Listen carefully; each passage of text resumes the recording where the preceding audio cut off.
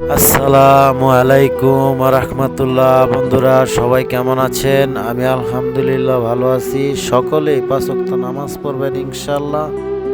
সকলের জন্য সকলেই দোয়া করবেন।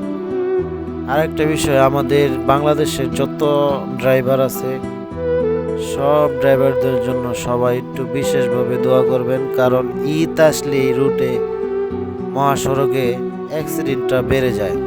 তাই তারা যেন মাথা ঠান্ডা রেখে গাড়ি চালাতে পারে, এই দোয়াটা সবাই করবেন। নিরাপদে বাড়ি ফিরবেন এই আশাই কামনা করি।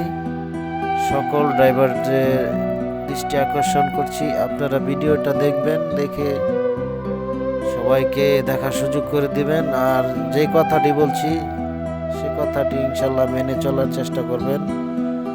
আপনি মহাসড়কে গাড়ি চালাবেন, আপনার সাইড ধরে আপনি চলে যাবেন, আরেকজনের সাইডে আপনার তো যাওয়ার দরকার নেই। তাই ঈদে সাবধানে গাড়ি চালান, নিরাপদে বাড়ি ফিরুন। সবাইকে জানাচ্ছি ঈদ মোবারক।